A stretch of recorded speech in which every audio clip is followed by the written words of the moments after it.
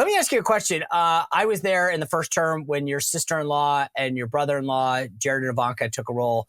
I obviously think that your father-in-law is going to win. There'll be a second Trump term. Would you want to serve in it?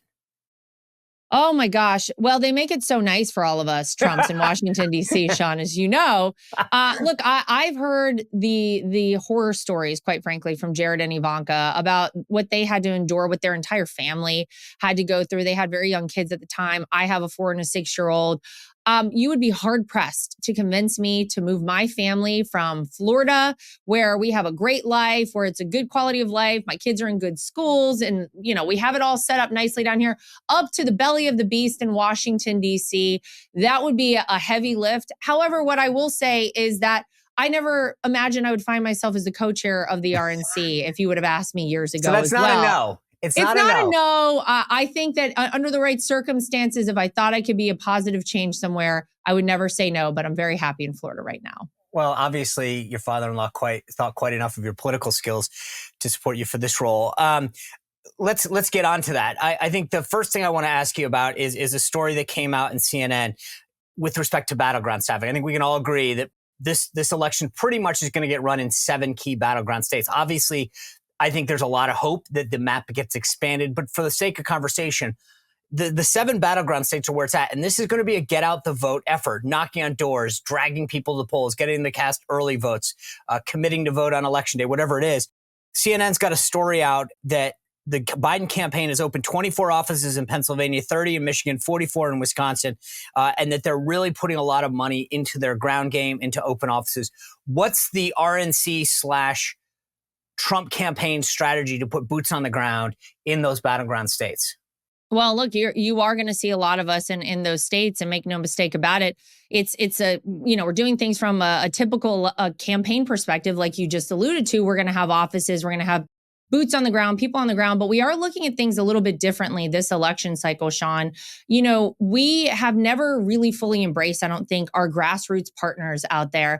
And these are people like the Scott Presslers of the world. And this is a guy who has done an incredible job at voter registration. So any way we can legally partner with groups like his, and there are many of them out there who do this great work, who really work closely with the people and communities all across these battleground states, we're going to do that. Not only is that impactful when you talk about door knocking and engaging with low propensity voters who we have to get to come out and vote in this election, it's also very important when we talk about legal ballot harvesting, which is something we also are focusing on, which we never have from the RNC this election cycle. We're going to have to play the game a little bit differently if we want to get a leg up on the Democrats. We know that they do things, I'll put it nicely, differently. I'll put that in air quotes.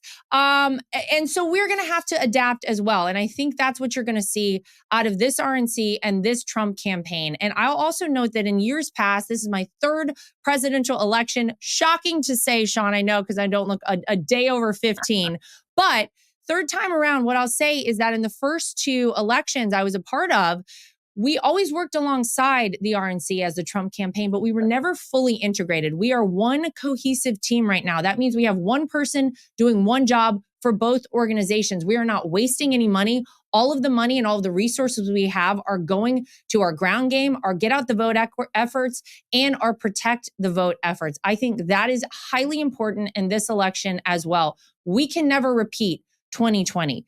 Everybody knows that they had a lot of questions after that election that never got answered. We are ensuring voter integrity, election integrity this cycle. It is something that I think we're putting the most emphasis on right now at the RNC. We have an entire division dedicated solely to this cause right now at the RNC. And so I think people will notice that as we head on to, what will be the main campaign starting really after the summer months. And so, yeah, obviously we're doing it all in the battleground states as we normally would. And I'm sure as the Biden team is doing as well. But you're going to see some differences from the RNC as well. And we've had Scott on the show a few times. I saw a picture that you guys posted. He's got to be ecstatic. Have you guys formalized anything with him to utilize his efforts? Yeah, well, like I said, he has his own organization, right, which he's built over the past several years, and he's very proud of it. And he's done a lot of work to get that up and running. And then obviously from the RNC perspective, we have our own apparatus. So there's nothing formal, so to speak of, but we are combining forces in every legal way we can. And we're doing it's that. so funny though, but the funny thing is the guy was ignored. He is a patriot that wants to help grow the movement, and he couldn't get a call returned. And the funny thing was, and this is when I knew, obviously, I've known you for a while. I knew you were going to do a great job. But one of the first things you did is you embraced him. And it was like, dude, this guy wants to help us and he can't even get a call returned. And it just showed me, it was like, boom, business as usual is over. Yeah. Well, and you have to think, you have to do that. You have to adapt. You have to, sometimes having fresh eyes on a situation or in an organization is good. And so for me, I've known Scott for a long time. I've always been very impressed with his work. And I say, if you're on our team and your goal is to win, we want you alongside of us. We want to work with you. And so that's what we're doing from the RNC and the Trump campaign, not just with Scott, but with a lot of different groups out there. And I think we'd be crazy not to, quite frankly, Sean. I've told people all along, the purity test stuff kills me. If you just decided today when you woke up that you're with Donald Trump and you realize that he's got the right policies to move this, you're on the team. I don't like this whole idea of how long have you been here, to me is insane. We need more voters that recognize the country's in the wrong direction and Donald Trump's got the right policies. Yeah, you're exactly right. If you're on the team starting right now, this minute, then you're on the team and we want you and we want to work with you and we want you to be a part of this. And I always say that. I mean, look, that's part of the goal of the RNC as well. We've got to expand the tent. We have to embrace people. We have to welcome people in and we can't shut anybody out. We don't want to do that. In fact, you look at what did Donald Trump do when he was stuck in a Manhattan courtroom? He went up to Harlem. Yeah. He went up there to a bodega and was embraced by people. When he had to be in Atlanta, he went to a Chick-fil-A and was embraced.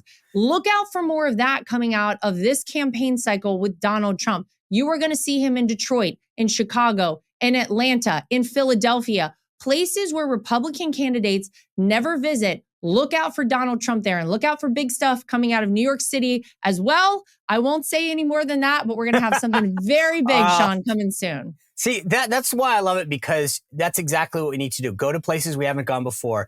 He surprises people where he goes. And, I was going to ask you about this, but you basically answered the question. I mean, the Biden campaign is bleeding support from minorities, particularly black men. And here's Donald Trump showing up in Harlem, showing up at a Chick-fil-A in an urban area in Atlanta. As you said, hopefully just now they're going to Detroit. That's what we need more of. These people have been dismayed with Biden's policies, and we can give them an alternative if we show up and ask for their vote. Yeah. And by the way, the support that Joe Biden is losing with black voters, with Hispanic voters, with young voters as well. And we're looking at them very heavily too from the perspective of the campaign and the RNC. We have to capitalize on that. It is never too late to change your mind and to realize that the policies for which you have been voting, if you've been voting Democrat, are not working for you. That's our job. Our job is to get out there, talk to people, engage with people, tell them the truth about this party, because they've been told a lot of lies, Sean. And so The great news is we have a candidate in Donald Trump who does it all for us. He gets people energized. He gets people paying attention. And that's when we have to get in there and we have to say, hey, you can come over and vote for this team and it'll make your life better. It'll make this country safer. It'll make us the superpower of the world once again. And who doesn't want that? So we're going to be doing a lot of that in the coming months as well.